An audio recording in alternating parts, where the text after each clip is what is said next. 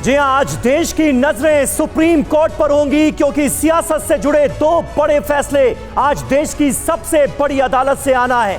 दो बड़ी खबरों पर हमारी नजर होगी जिन पर थोड़ी देर में सुप्रीम कोर्ट से फैसला आने वाला है। पहली खबर महाराष्ट्र की सियासत से जुड़ी।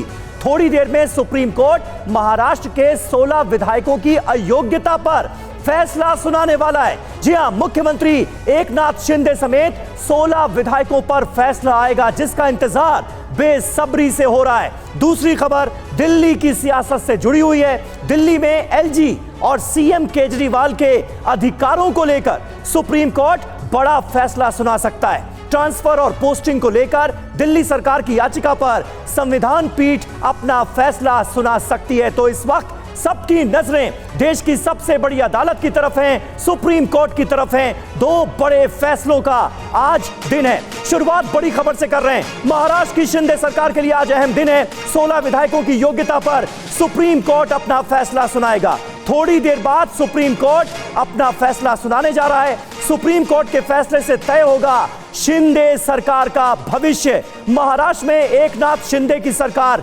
रहती है या जाएगी, यह भी बहुत हद तक तय हो जाएगा। इसके अलावा शिवसेना का ताज किसके सिर सजेगा, एकनाथ शिंदे या उद्धव ठाकरे, यह भी बहुत हद तक क्लियर हो जाएगा। और आइए आपको सबसे पहले बताते हैं कि आज महाराष्ट्र को लेकर सुप्रीम कोर्ट का जो फैसला आने वाला है उसमें क्या दो विकल्प हो सकते हैं, दो ऑप्शंस क्या हैं। सबसे पहले सीन नंबर 1 का जिक्र करते हैं। देखिए समर्थन कितना है इस वक्त सरकार को। 165 एमएलएज जो अयोग्य ठहरा जा सकते हैं एमएलएज, आज उनकी संख्या है 16, इसमें एकनाथ शिंदे भी हैं। अब अगर ऐसा होता है तो बचेंगे कितने, 149। महाराष्ट्र विधानसभा की कुल सीटें हैं 288, उनमें से अगर 16 माइनस कर दी जाए, यानी ये 16 अगर अयोग्य ठहरा दिए जाते हैं, आज सुप्रीम कोर्ट ये फैसला देता है तो सूरत हाल क्या होगी। देखिए जो कुल नंबर है विधानसभा का वो घट कर आ जाएगा 288 से 272 और फिर उस सूरत हाल में 137 हो जाएगा जादुई आंकड़ा, यानी 137 हो जाएगा बहुमत का आंकड़ा। अब बड़ा पॉइंट क्या है, सीएम को इस्तीफा देना होगा ऐसे हालात में, तो ये नौबत आ सकती है। अब देखिए सीन नंबर 2 आपको दिखाते हैं जिसमें सरकार बचती हुई नजर आ रही है। 165 एमएलए का समर्थन, एमएलए अगर अयोग्य नहीं ठहराए जाते तो बरकरार रहेंगे, 165 ही रहेंगे। कुल सीटें हैं 288 और उसमें बहुमत का आंकड़ा होता है 145, यानी बड़ा पॉइंट निकलकर सामने आता है, सरकार को कोई खतरा नहीं होगा।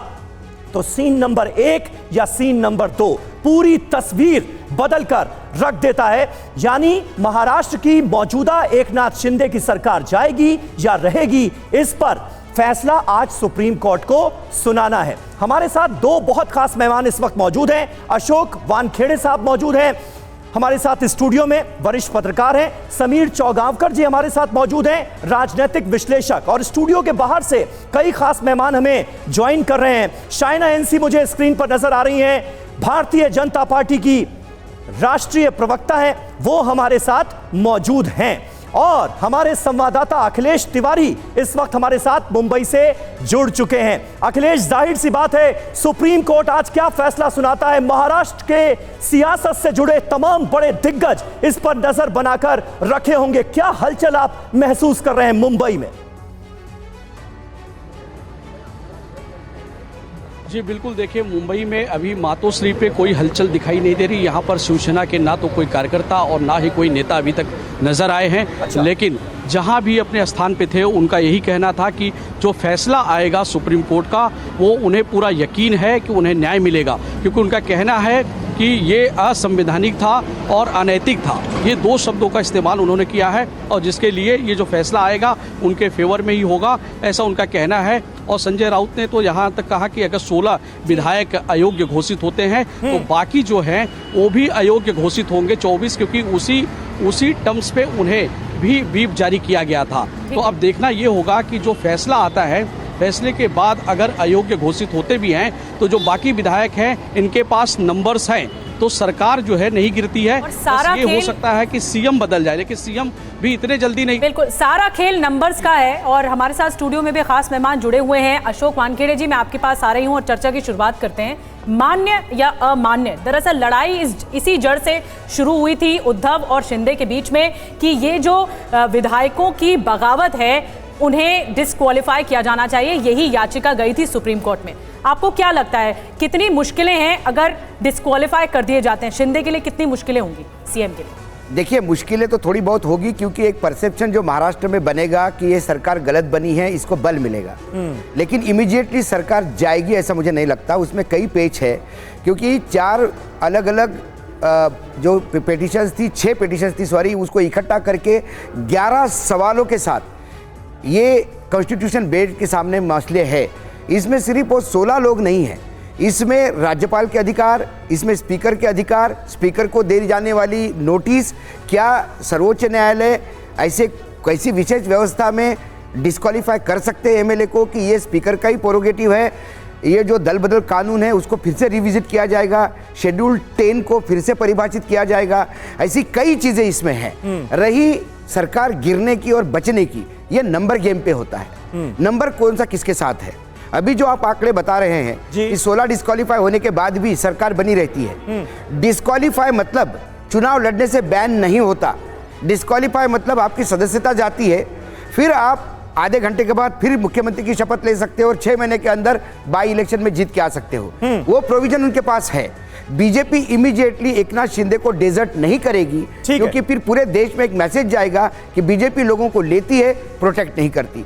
इसलिए मुझे इमीडिएटली सरकार जाती हुई नजर नहीं आती। ठीक है, इसी पॉइंट के साथ मैं शाइना एनसी के साथ जाना चाहूंगा। शाइना जी, क्या उम्मीद आप लोग लगाकर बैठे हैं? जिस तरह से तथ्यों को रखा गया है सुप्रीम कोर्ट के सामने, बीजेपी को क्या उम्मीद है? क्योंकि खतरा तो है, अगर 16 डिस्क्वालीफाई होते हैं तो फिर बाकियों के डिस्क्वालिफिकेशन की भी डिमांड होगी। वो खतरा भी है, सरकार जाने का भी खतरा है। फिर तो आपने सवाल का जवाब दिया।